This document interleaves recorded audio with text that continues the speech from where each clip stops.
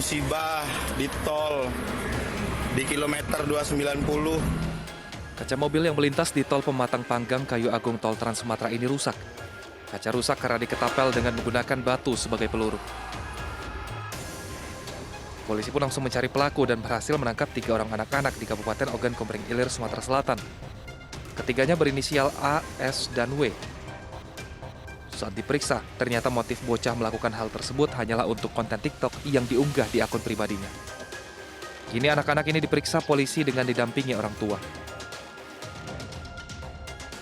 Memang sudah mempersiapkan, mulai dari ketapelnya, mulai dari handphonenya untuk video. Jadi dia bertiga, yang 2 melakukan pakai ketapel, yang 1 memvideokan. Begitu mobil melintas, mereka melakukan pelemparan pakai ketapel. Orang tua diharapkan lebih mengawasi perilaku anaknya agar tidak berbuat di luar kewajaran hanya untuk konten di media sosial.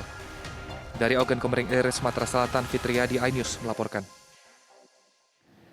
Pemirsa, 3 rumah warga yang berada di Kelurahan Borong, Makassar terisolir setelah akses jalan utama ditutup pemilik lahan menggunakan pagar besi. Warga hanya bisa memanfaatkan pagar tembok milik sekolah untuk beraktivitas sehari-hari.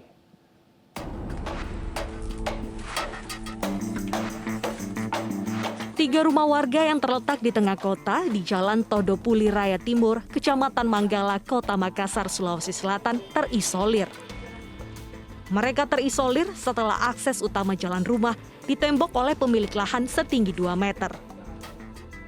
Akibatnya, 3 rumah yang dihuni 4 kepala keluarga hanya memanfaatkan pagar tembok sekolah sebagai akses keluar masuk rumah selama 2 tahun terakhir.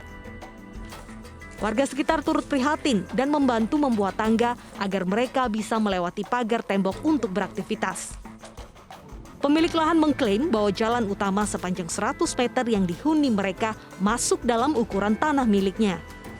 Pemilik Coto itu, dia mengaku dia punya lahan. Dia punya lahan. Jadi waktu dia tutup sempat saya tegur, Pak, kenapa ditutup? Kenapa ditutup? Ini kan akses kami untuk jalan, mau beribadah, mau cari rezeki, dia bilang. Susah juga Pak kita ini, karena saya punya lahan ini. Jadi saya tutup. Kalau kita mau lewat sini silakan sewa. Dia bilang. Mohon maaf atas keterlambatan kami untuk menangani. Jujur, saya sebagai manusia miris sekali dengan kondisi ini. Dan insya Allah kami akan lakukan percepatan, memberikan bantuan segera untuk akses jalan. Segala cara akan kami tempuh, tapi dengan cara humanis dan kekeluargaan. Pihak Kelurahan Borong akan mempertemukan warga dengan pemilik lahan untuk mencari solusi agar jalan utama yang dilalui warga bisa dibuka kembali. Dari Makassar, Sulawesi Selatan, Yoel Yusrin, iNews melaporkan. Sejumlah lapak baru pedagang kaki lima Malioboro rawan banjir saat hujan deras. Para pedagang berharap pemerintah bisa segera melakukan perbaikan. Teras Malioboro 2 atau tempat relokasi pedagang kaki lima Malioboro diguyur hujan deras dan angin kencang. Intensitas hujan yang tinggi membuat talang yang ada tidak mampu menampung derasnya air.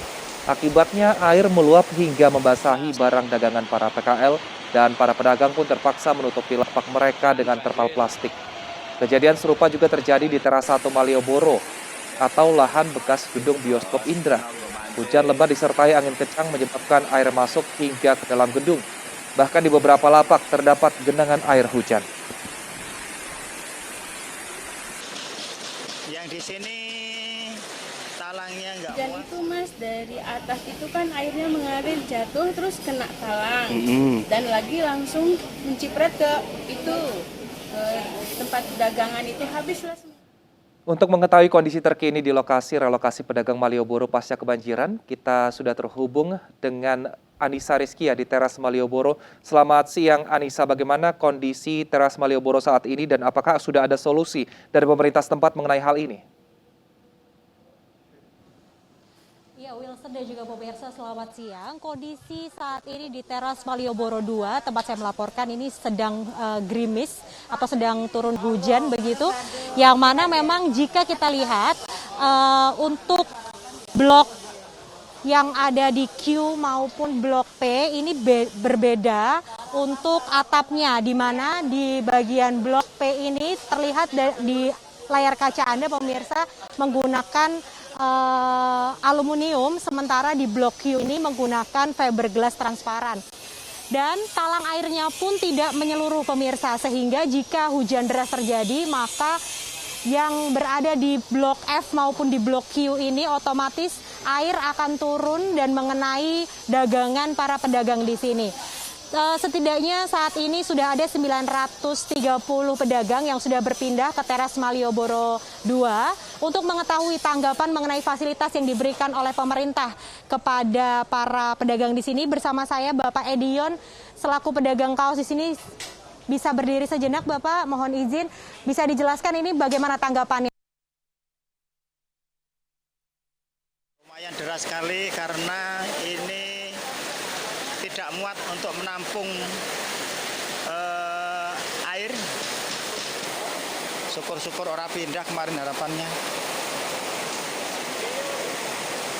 Nah, jangan banjir.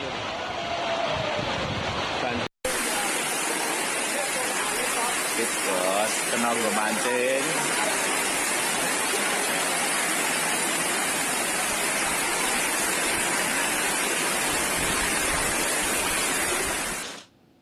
Ya, pemirsa, kami mohon maaf atas gangguan teknis di Yogyakarta, namun diharapkan semoga ada solusi dari pemerintahan setempat sehingga pedagang yang sudah di lokasi ini bisa berjualan dengan nyaman dan juga nantinya wisatawan juga bisa berbelanja dengan nyaman. Pemirsa, usai jeda kami akan hadirkan informasi kawasan Kota Tua yang masih menjadi salah satu destinasi warga ibu kota untuk mengisi akhir pekan. Selengkapnya tetap di iNews Siang.